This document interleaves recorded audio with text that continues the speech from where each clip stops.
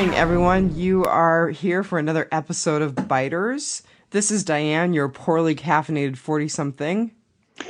And as always, your zombified 30-something Brian. What are we doing today? Well, we're going to talk about episode 2-6, which I don't know if I'm going to say it right. Sicut Cervus s2e6. Yeah, I don't Sicut speak Cervus Latin, or something. so... We're not from 25 BC or something, so it doesn't matter. We need Russell Crowe here to say it for us. Anyway, so I like this one. Yeah, it had definitely a good vibe to it. There was a lot of storylines that were developing with some substance that's going to have consequences later, rather than one thing that I kind of noticed throughout the second season is that the storylines in each episode were only really affecting that one episode. There were no kind of long shots down the road. Whereas I think this episode really hit it for a bunch of underlying themes that will play out over the second half. I think you're right. I definitely saw some stuff building, and I'm sure you and the listeners did too, that is going to be important. Yeah, I mean, as far as like actual things, I don't really have too much. It's just there's some real meat and potatoes to a lot of this stuff here today. I would have to say this is definitely one of the better episodes of the series. How did you rate it? It was tough for me. I really couldn't. Yeah, I struggled between 3.5 and 4. But I didn't feel like I wanted to give it a full-on 4 because I kind of that's special to me when you cross that 4 threshold. So I was giving it 3.5 creepy sleepwatchers out of 5. That's awesome. Well, I did cross the 4 threshold because I think a 4 out of 5 is a solid B, and I feel like this was a solid B. So I rated it 4 out of 5. Pillows as silencers. Yeah, there's a lot to be talked about, even those little simple things that happen throughout the episode. So let's do these numbers. Let's rip into it. I want to talk about this. All right, very good. So we had talked a little bit last week about going back and looking at Live Plus 3 numbers. So I just looked at the same day view of Captive, which is the last episode, and it was 4.41 million. So it was down a little bit from the previous episode. Then I looked at Live Plus 3, and it was 6.99 million, so almost 7 million. And when I read the article that was associated with that number, it's actually down 11% from the previous episode. So I think, unfortunately, we're definitely seeing a little bit of fall off. And I think, we've talked about it before. It's because people are just kind of struggling whether or not to stay with it, and they'll miss an episode like this one that would keep you going, and then they just give up on it. So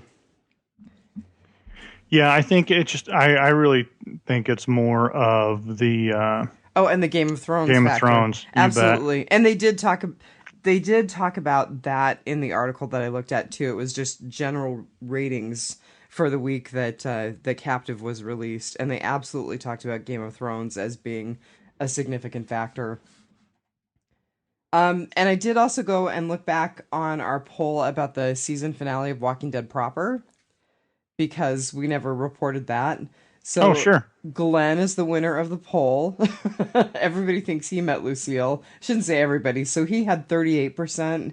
Abe had 29%, and Eugene was in third at 14%. I am the only one, I think, of that who picked Aaron, wasn't I? I didn't look too deeply beyond the top 3. I did notice that Rick had 1 vote. And I think you're probably right. I don't think there were a lot of votes for Aaron, so you may have been alone in that. That's all right. It's when I'm right, it'll be that much better. Unfortunately, it's probably going to be Glenn. I don't want to spend too much time on this, but It's probably going to be Glenn, but I never go with the popularity. I have to be different. So I saw a news article that was truly a news article that could be a tiny bit of a spoiler, but I'm not going to go into it. We'll talk about it when we come back to Walking Dead. Sure.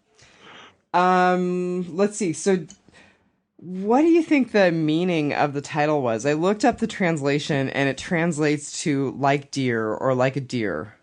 Sure. Well, so this one, I struggled with it until, what was her name? The mother? Celia. Celia. Yeah. Until Celia said something about being hunted like a deer, something to that effect. Mm-hmm. So then it made me go all the way back to the beginning where she killed the church because they were going to kill the dead. They were hunting them like that. That's what she said. She said people were hunting them, as talking about the walkers. I have to tell like deer. I have to tell you, I totally missed that. And then when Salazar articulated it, I was like, holy cow, how did I miss that? Yeah. So she killed them all because they were going to hunt the dead. And that was her concern with Luis. Was she shot in the head? No, he wasn't. She thinks the afterlife is walkers. Right. She doesn't think that it's heaven or hell. She thinks that it's walkers and this is your life now. So, being the like deer, to me, it was just that she's protecting the deer. She's helping the fawns, and that's why she killed the church, because they were going to kill the dead. So I think one of the things interesting about The Walking Dead and this series too is there are some really interesting biblical overtones. I should say undertones, but sometimes they're overtones. They really hang on to that, and it's really fascinating. Like, I remember the quotes that were written on the church where Gabriel was holed up. There was a lot of religious stuff around Herschel, and this is not mine. I totally typed this, but someone else pointed out, I think it was on the Walking Dead wiki, that this could potentially be from Psalm 42. Yeah. And so I'm not going to go into it. I'll just read the first line. As the deer pants for streams of water, so my soul pants for you, my God. And so it's kind of this person's yearning toward God. And people can look it up if they want and read the whole thing. But I thought it was an interesting catch. And I definitely think that with the religious things that were going on in this episode, it's very possible that could also be where this came from. Yeah, there's just a lot of cool stuff going on. Yeah. The religious aspect, I was actually expecting a lot of it this season going to where we are. Right. Just because of, we're going to Mexico, we're going to the rural areas where that is a very important part of their culture still, mm-hmm. and a very deep-rooted part of their culture. Absolutely. And actually, I think we are being set up for that to be more present in following episodes. Yeah. There's some other stuff we'll talk about. I know, there's just so much, right? Okay, so I'll move us on then so we can talk about this stuff where it fits. So the author was a guy named Brian Buckner, and it looks like he has tons of consulting producer credits. And then when I looked at his writer credits, he's worked on tons of stuff in the past, things that I recognized right away: True Blood, Friends, Spin City, but he's got a lot of credits as a writer. This is his first, as far as I can tell, credit as a writer on Fear the Walking Dead, but he's been a consulting producer for 5 episodes this season. So he's got quite a deep history. And then the director is a woman named Kate Dennis. And I had to do a little digging on IMDb, and I hope I have the right Kate Dennis. I think I do. She's got tons of TV credits, and she has worked on things like Sleepy Hollow, Turn, which I've heard is a really good series. I have not had a chance to watch it yet. And then some other stuff that I didn't recognize, but it looked like it was fairly big. Offspring, Rake, Secrets and Lies. Do you recognize any of those? No, I don't. So she's worked on quite a bit, and it appears that this is her first association with Walking Dead, and she doesn't have any credits with Proper, but she's got this one credit with Fear. So Interesting. yeah, interesting to see some different names. And then I thought that I would look at Frank Delane as our featured cast member of the week. He's so cool. He is really cool. And I found some really awesome stuff about him when I looked up his bio. So he's just a kid. He was born in 1991 in London. And his role that he's best known for prior to this, he actually played Tom Riddle, who was the young Voldemort in Half-Blood Prince.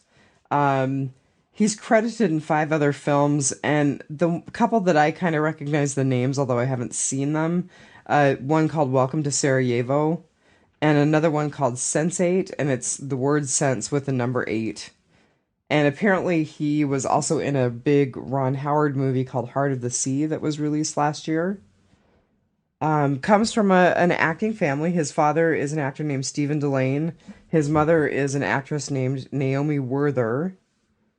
But here's the kind of cool stuff. So prepping for this role, he read Thomas de Quincey's biography or autobiography rather, that was published in 1820 called Confessions of an English Opium Eater. Oh, neat. Yeah, okay. And I remember that book from when I was writing my master's thesis, believe it or not. So I've never read it, but it was kind of cool to see that name come back. And then he's also got his own band. So he's lead singer and bassist in his band, which is called Tinker Right. So busy little beaver. Yeah, so I just thought he was cool. He had some really interesting stuff going on beyond acting, and I enjoyed that. So that's Nick. That is Nick Clark. So. All right. So hit me, man. What do you have as your epic? My epic was Sacrifice and Death. There was a lot of, action and a lot of things happening that really kind of motivated you to be like, yes, let's do this. Here we go. And they're killing a bunch of people around the church. Right. And, I was not going into this episode, I was not expecting Thomas to die in the same episode. I was expecting the group to be able to see Strand, in his moment of, oh, here's why he was getting us here.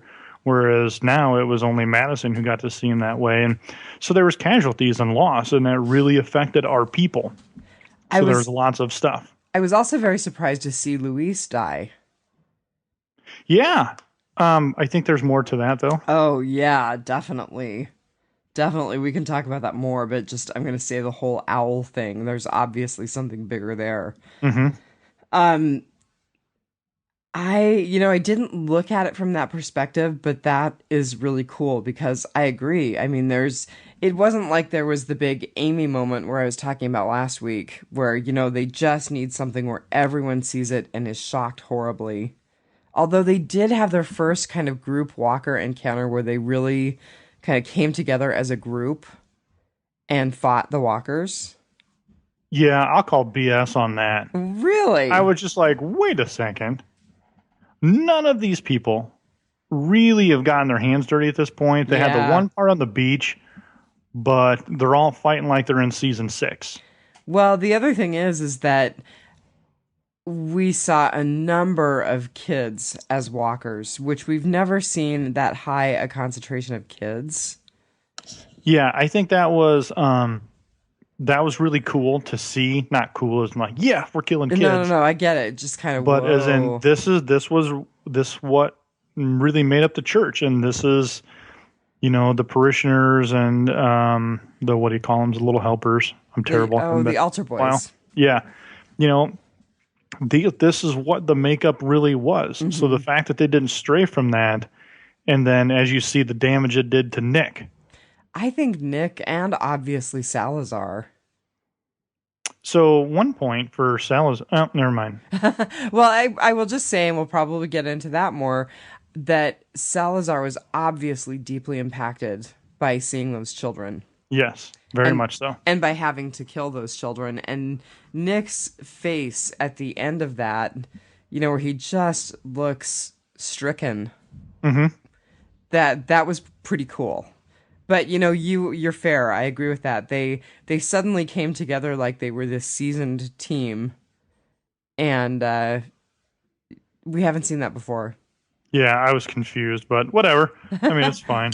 But I agree. It was supposed to be a bonding moment that they needed to, I believe that the writers needed to show them as a solid group heading into the compound. Boy, it sure didn't look like a bonding moment after everything that happened around No, it. and then after it's just like, oh, yeah. right, there's lots to this. But I do think that looking at that theme of sacrifice and death, that was really interesting, and I hadn't thought of that while I was watching it. Okay, your turn. So my turn is just that there were so many cool arcs. There were a lot of really interesting and good character arcs going on in this episode, and I kind of forced myself to choose one, even though, frankly, and I'm surprised by this, I could have had a lot of epics out of this episode.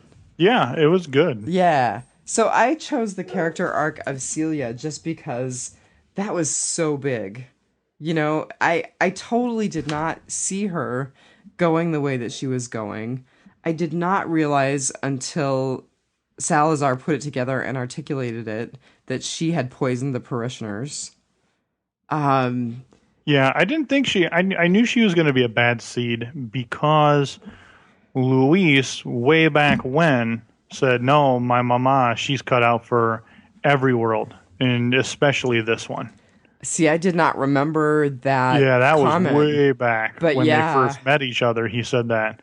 He said something about, we got to get back to Thomas and Mama. And he's like, your mom, he said something about, how do you know they're okay? And he said, nah, my mama, she's cut out for this world, and all that. And I'm like, she's going to be a bad guy. Well, and, it was for me and for a number of people, it sounds like she was definitely a callback to Herschel. Totally. And his collection of walkers at the farm, because he really didn't get it at first. But she's way scarier than Herschel ever was. Yeah. She has while her thoughts are rooted in the religious progression of life, her means to get there are definitely misguided. Yeah. And one thing, so when she was talking with Salazar and putting together that small communion plate, I actually really thought that she was going to give communion to the walkers.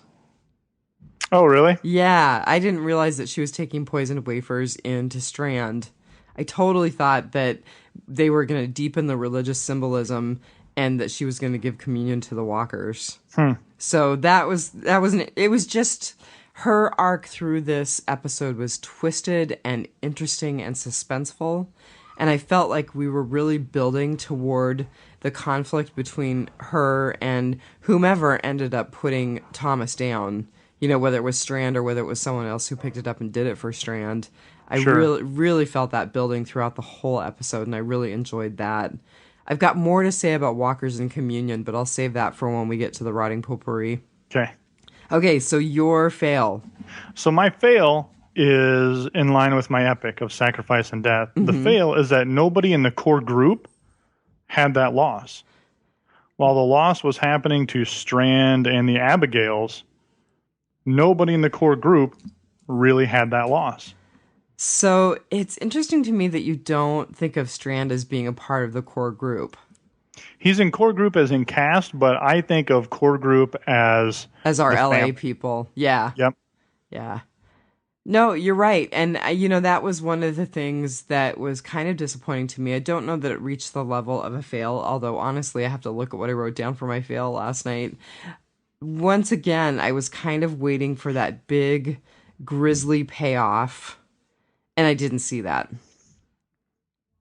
I was really expecting a big loss that the whole group was impacted by. Well, and I was hoping that once that fight started, I'm like, all right, someone's got to get bit here. Yeah. Somebody has to get bit, and then they go into the camp with somebody already bitten, and then this will be the conflict that's in the camp where the group doesn't want to put him down, but the people inside the compound are like, nope, bit, dead. Whereas that totally would have not been the case, where they could have been like, well, we need to put him down. They're like, actually, no, he's in this cage with everybody else.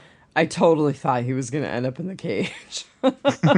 and he may yet. I think Strand will probably have his way and put him down, but he may yet end up in the cage. Yeah, who knows? So actually my fail, you'll appreciate this because once again, I thought about you. Just Maddie's complete and utter overprotection of Nick.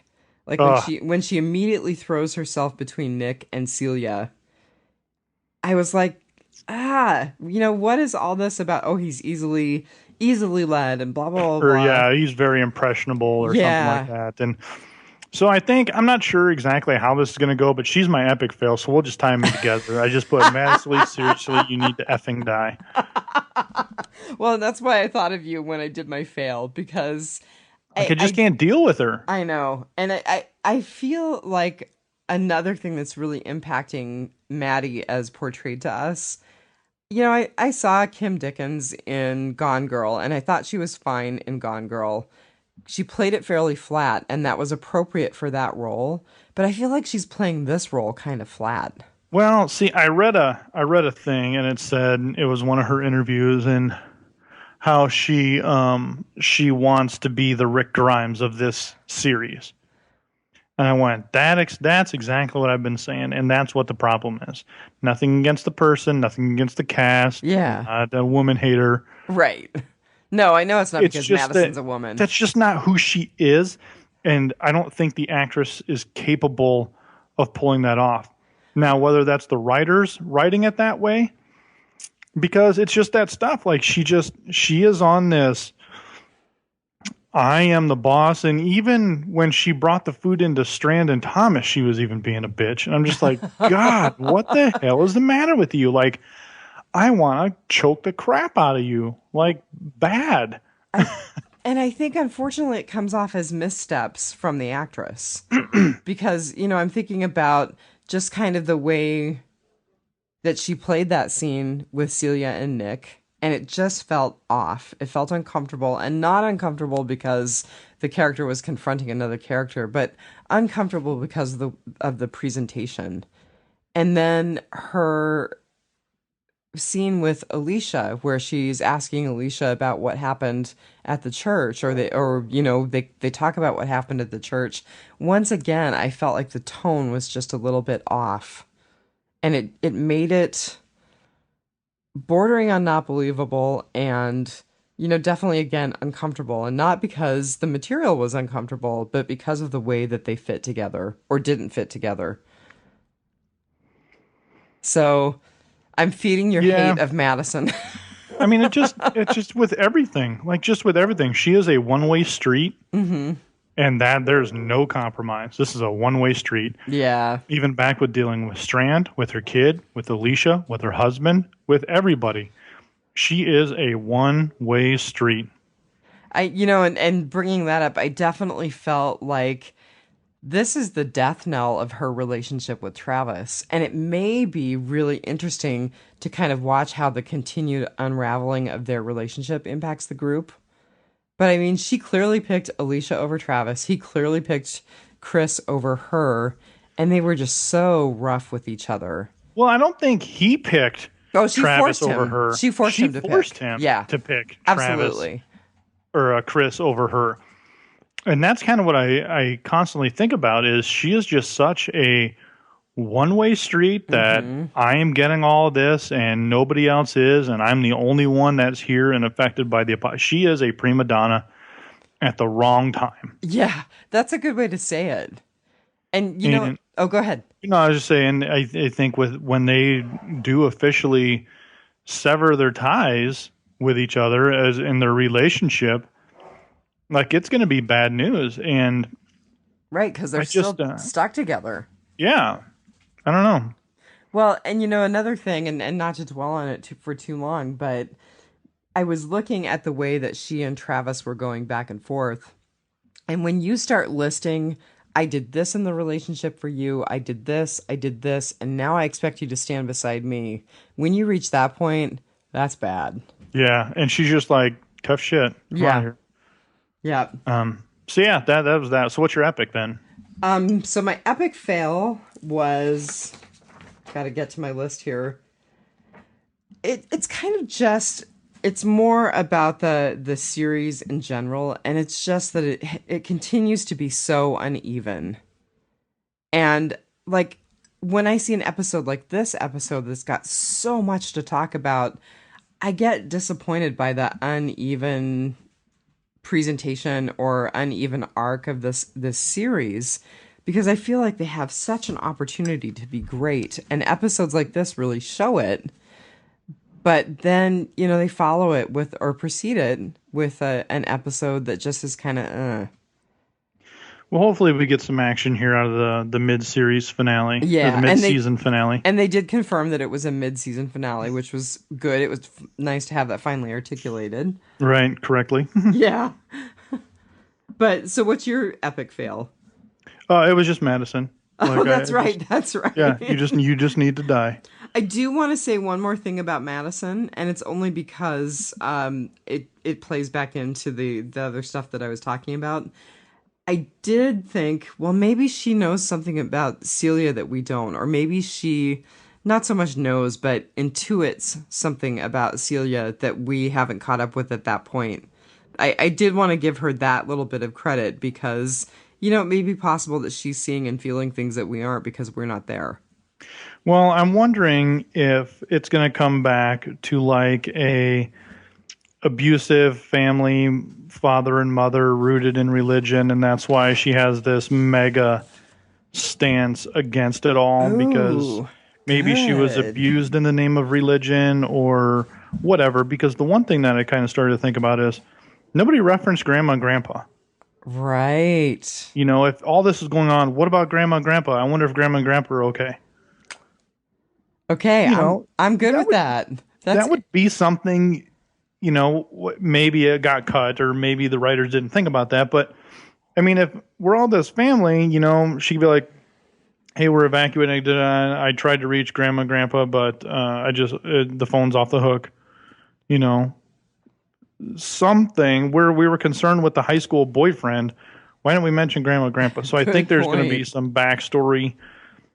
She has just this hostile stance towards religion. Mm-hmm. And, yeah, I don't know. I think that would be great. So we need to hang on to that as a bold prediction and look back if that happens. Dang right. All right. P.U. All right. So how do you want to start out the rotting potpourri? I really liked how it opened with Me too. the church and they're taking communion. And I'm just like, okay, where's this going? And I really enjoyed the part that the priest played direct opposite narrative of what Father Gabriel had in The Walking Dead, where Father Gabriel was saying, this is God testing us and blah, blah, blah, blah, blah. That is so good. Yeah, he was saying, nah, F that. This is not God. This is not my God. This is the devil. And we're going to fight the devil. Yeah. And we're going to defeat the devil so he cannot sway us from our faith. So let's go kill the devil. And Celia knew that. And Celia has a different view on what this is. So good call on contrasting to Gabriel. I really like that. I have to say this is one of the most riveting cold opens that Fear has had, period. I really enjoyed it too. A couple of things that I saw that were interesting to me, and again, it's going back to that religious perspective. So as he's giving communion, he says that this thing, and obviously he's referring to the devil, feeds on our doubt. Don't feed it. But while he's saying that, he's giving communion. So I thought that was just a really interesting contrast. And then when the parishioners and the priest started bleeding from the eyes, I was like, is this stigmata? Are they all having this collective religious experience, or is there something more going on? Are they coming down with the virus? Well, I didn't think about it as a stigmata perspective. That was actually pretty cool. Like, wow, maybe they are having this thing. But I immediately thought, oh, this is the flu from the prison. Oh, good. And because Kirkman way back when said, yeah, there'll be some origin clues. And I thought maybe this is an origin clue. That maybe this really did just start with some effed up flu virus that is just ransacking everything. Okay, so I got to dig a little deeper because I haven't really thought about that statement from Kirkman. Excuse me. Going shopping later or what? Yeah, I guess, man. So have you seen anything that's really stuck out to you as an origin clue? No, except for that one when it happened, and I was just like, "Ooh, oh, never mind." I mean, I'm just asking you that because I really haven't either. So no, and I think it's just trolling. Ooh, we're gonna origin. Okay, yeah, we got an origin on where maybe it started was in LA, because if you think back to the park ranger, he said as it spread to the east. Oh God. You're just full of good memories tonight. Yeah, or this morning. You've obviously had your coffee. Plenty. Yeah, so I think we're in agreement about that. The church opener was really cool. Very sweet. Let's talk about Chris.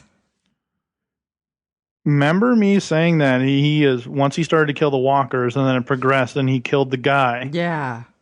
That was his undoing. Everybody thought Nick was going to be the one who comes unhinged. Mm-hmm. When Nick is completely played out exactly how Strand said, you're fit for this world. You are going to do well here. And he is. And he is. And Chris is just coming off the deep end. I think that's all misdirection. Do you? You think he's going to get it back together? Yeah, I don't think they're going to play the murderous kid right now. Mm-hmm. I think the writers are just writing him in to be set up in the wrong point at the wrong time. I think the knife was misdirection. I'm definitely worried, though. I mean, he seems really unhinged. He seems frightening, quite honestly. So, well, yeah, even with... Go ahead. Oh, I was just going to say, so while I think the scene where he's standing over Maddie and Alicia is misdirection, I think the rest of it is, wow, Chris is really sick and really scary. Even with Alicia, she's like, what are you going to do if I do tell? And he didn't say anything. He just said, I don't want to hurt anybody. Right. So he's already saying, I will cut you. What I did think was going to happen, them lightning flashes of electrons in your brain as something happens. Mm-hmm. When he grabbed the knife and Medicine's like, what are you doing? First off, I'm not just going to be like, what are you doing to somebody?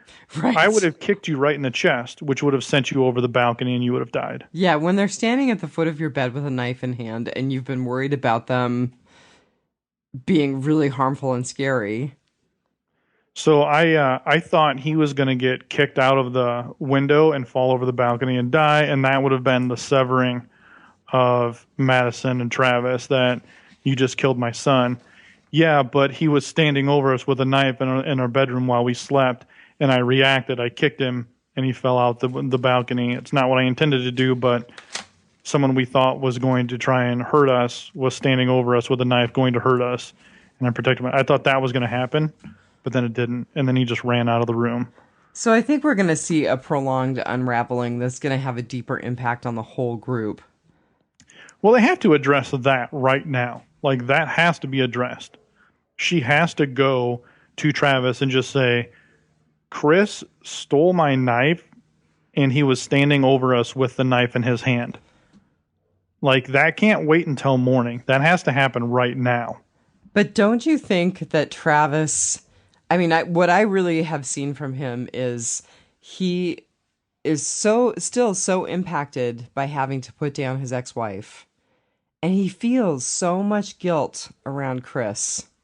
I mean, you could see that. He's just trying to cover for Chris and fix everything for Chris because he feels so guilty. I think that even with Madison going to him and saying, hey, this is what just happened, he's going to still be in denial about that. Yeah, his little sick lust. What I do maybe see happening is maybe Nick is on the receiving end of that knife because Ophelia loves Nick Yes! and Chris loves Ophelia. I totally And thought that too. They're totally setting us up for huge friction between yeah. Nick and Chris. So I think one of those guys are going to die, and it's probably going to be Chris. I don't want Nick is way too valuable. I mean, just there's so much more to him. And mini spoiler on a sneak peek from Fear the Walking Dead or from Talking Dead, he says to Madison, "I can walk among them, Mom." You know. So I was like, oh man, like there's so much to this guy. Like I love it. Yeah.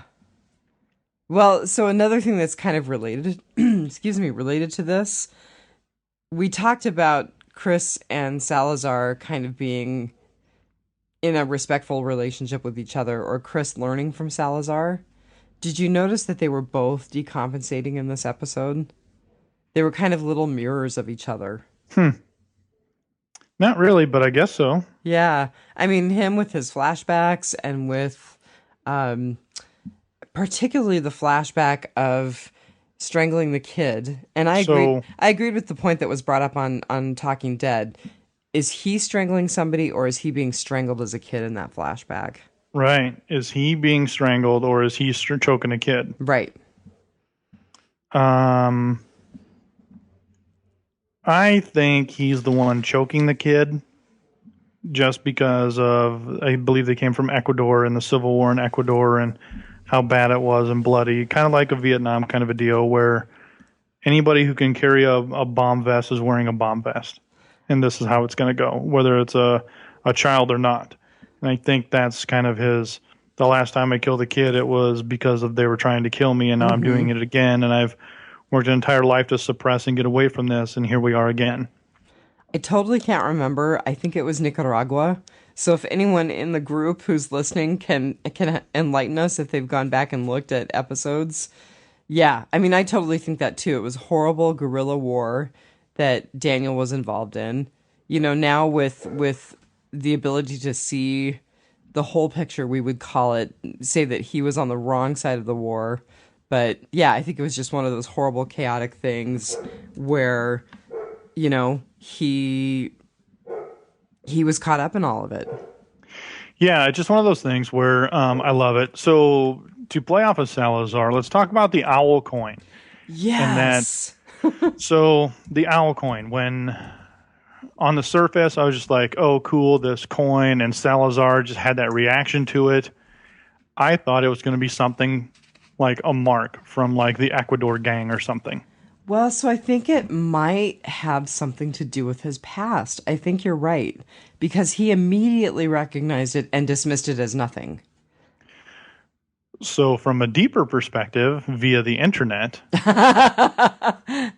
the owl is the bringer of darkness. Oh, cool.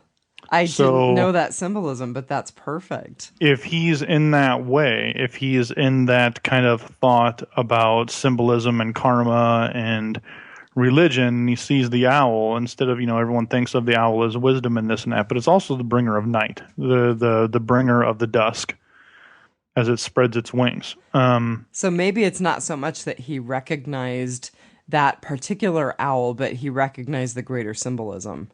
And that's the thing. I don't know. It's to be seen. It could be both, where he recognized that symbol from some sort of gang or pirate community, something. Yeah. And that's where his immediate stance against this community was, I'm not turning over my weapons. F you, F all of you. But he did turn over his weapons, which was made me crazy. You don't turn over your weapons in the zombie apocalypse. But he also knows then, okay, I am going on some recon missions throughout the night. So I definitely think that has a lot to do with it. And the owl kind of playing with Nick then too when they're praying there, and the owl is above the prayer box. and it's the bringer of night and karma, and if you reject me, I'll kill you, kind of a deal.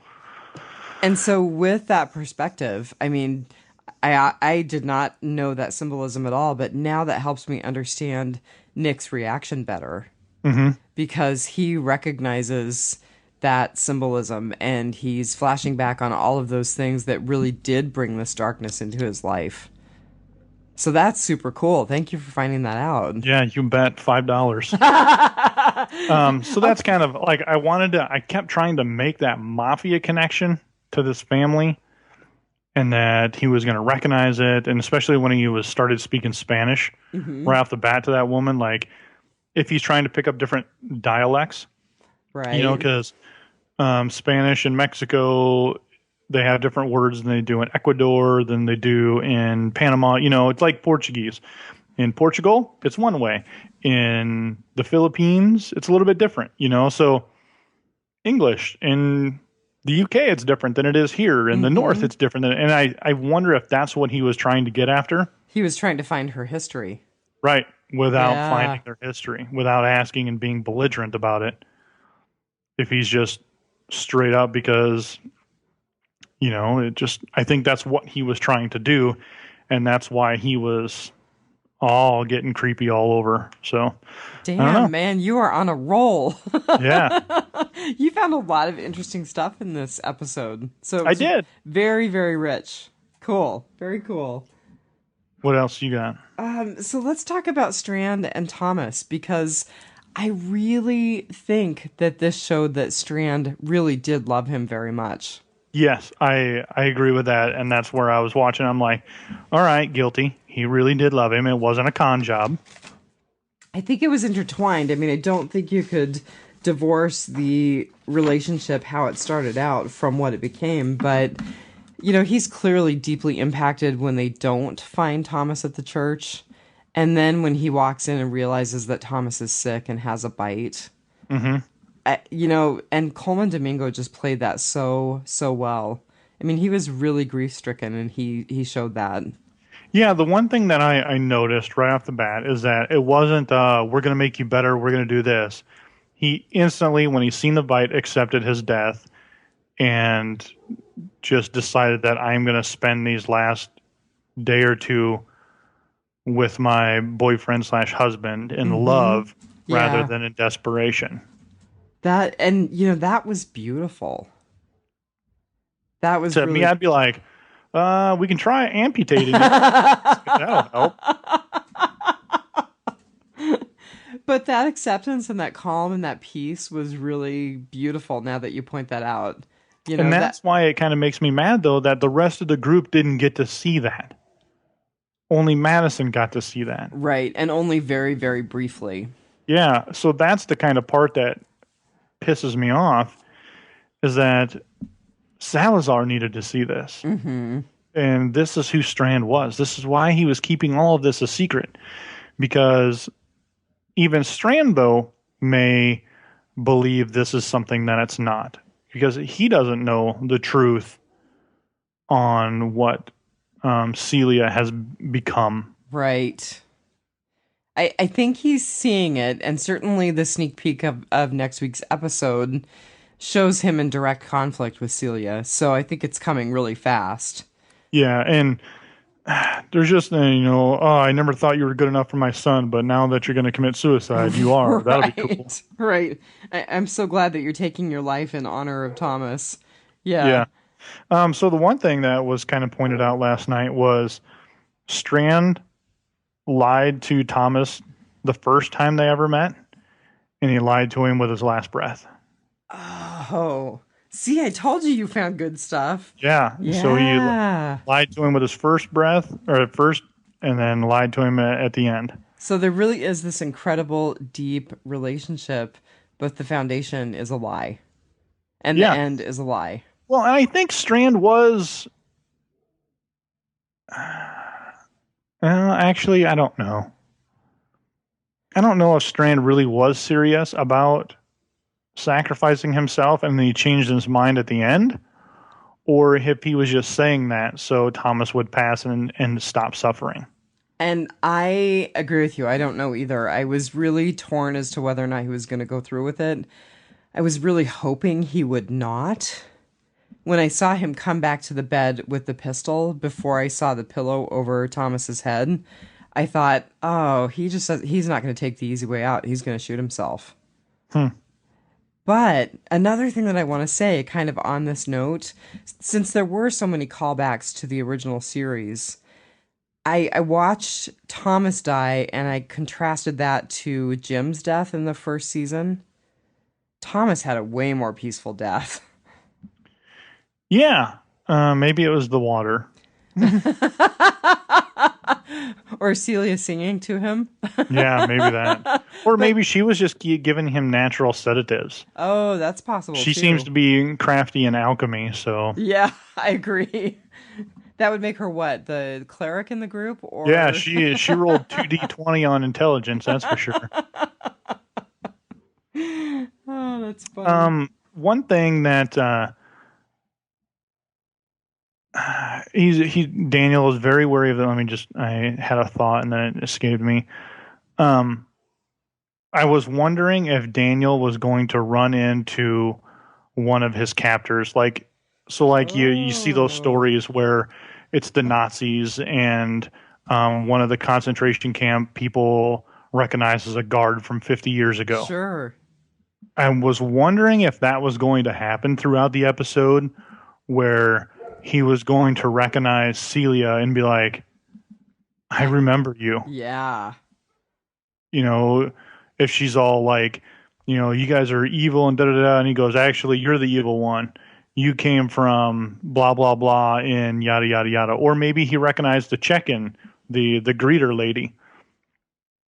You know, and that's why he was very like, whoa.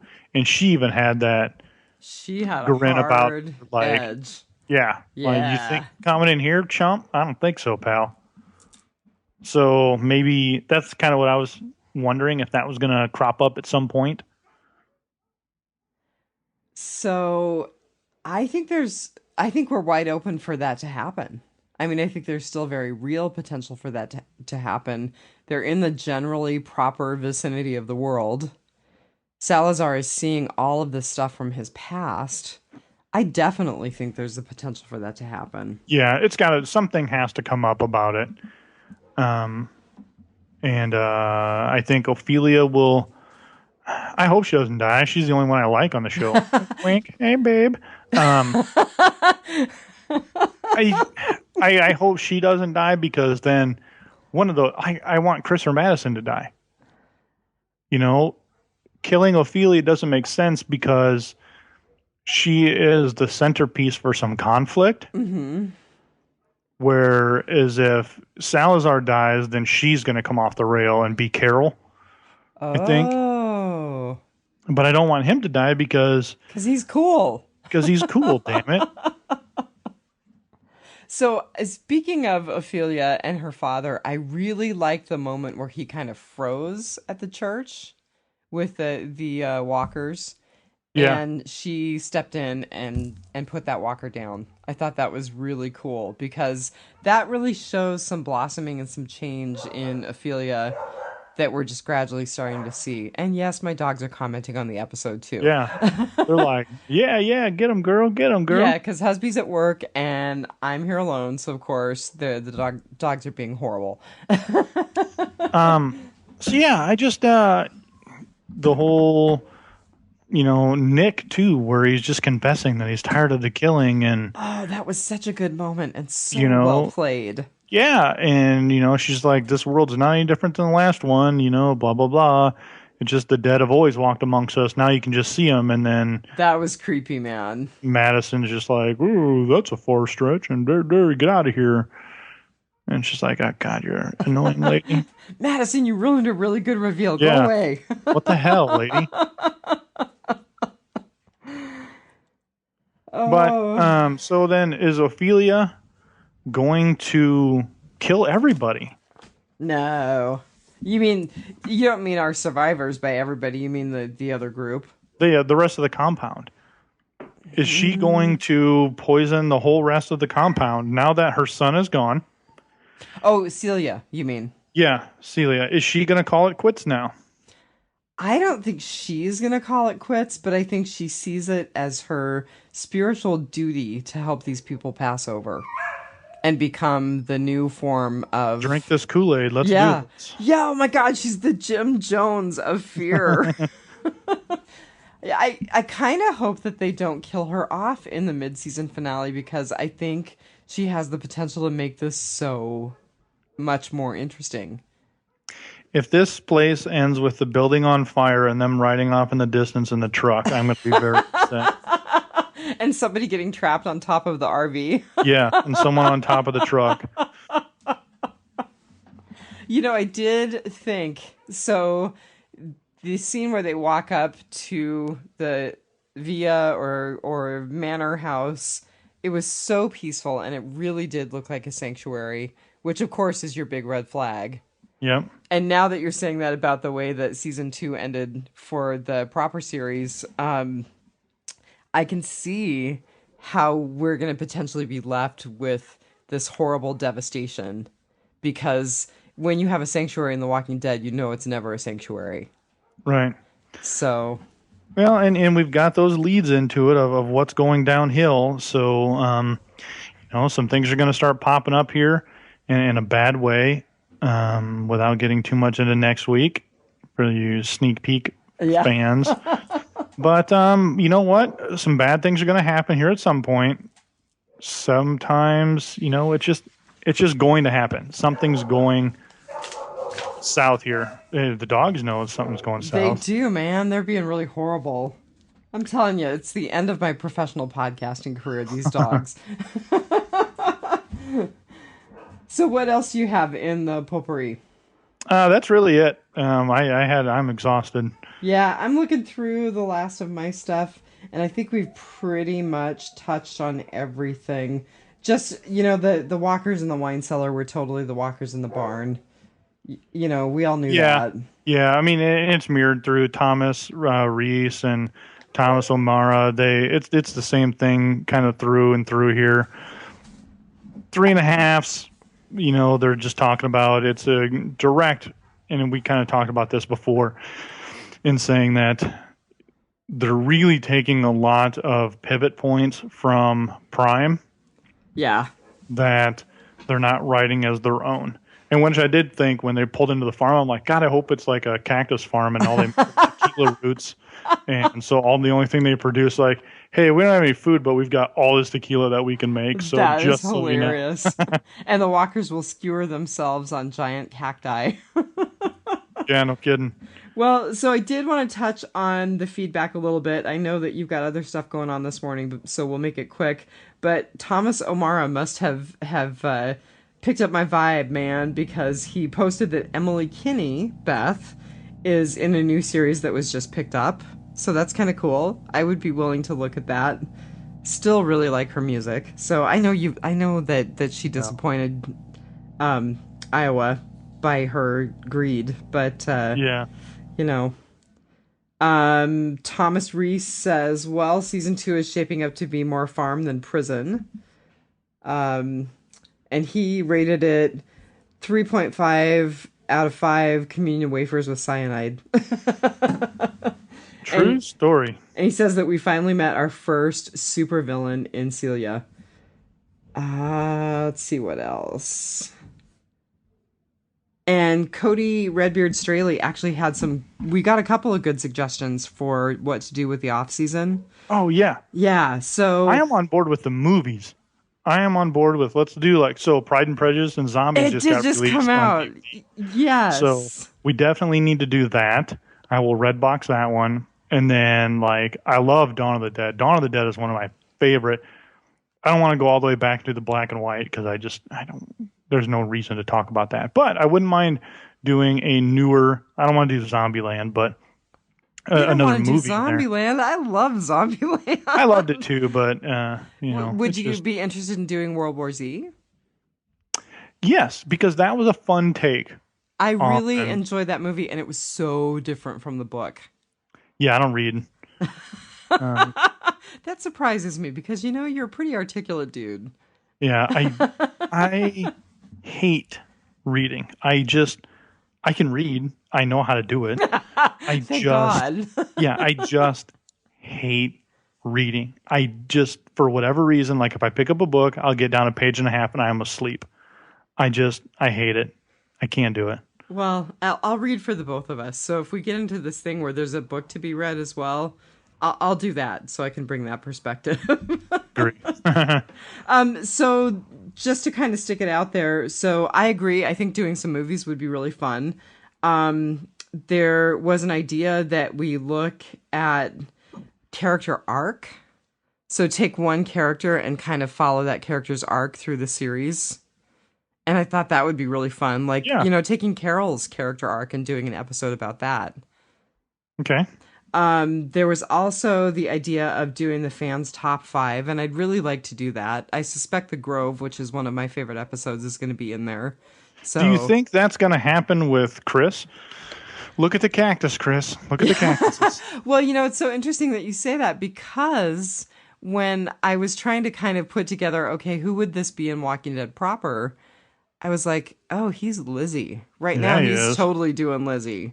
That came out wrong. He's totally presenting himself as Lizzie. So, I definitely think that's good. So, we definitely have a lot of potential awesome things going on for the retrospective. Mm-hmm. And then I agree. Well, it sounds like we're going to fill the retrospective with some one-offs and some of the other things that have been suggested. We'll probably take a break between the Return of Fear, because I think I don't know. I think they're probably going to come back at the end of the summer, getting us geared up for Walking Dead proper. I think they'll do that. They'll come in and then they'll have a week off before. Yeah. So I'll need to take some time off for Fantasy Football 515. 515 Fantasy Football. It's out there in Southgate Media Group. If you just do iTunes, look for 515 Fantasy Football. We will be having a free agency and draft roundup here pretty soon. So get us bookmarked, subscribe to us, and we will ensure, with over 40 years of fantasy football experience, telling you. And if you want to talk about the Glass-Steagall Act or minimum wage increases, this conversation rocks. We'll be addressing that this week. All right. Sounds like a good time to be done. All right. So I am going to, sometime this week, kind of put out what we've said in terms of retrospective one-offs, that kind of stuff, to the fans, and see if there's any further feedback. Mm-hmm. And otherwise, we'll see you next week for the mid-season finale of Fear the Walking Dead. What? All right. Take it. One dead day at a time. Yep. Good enough. Bye. All right. Take care.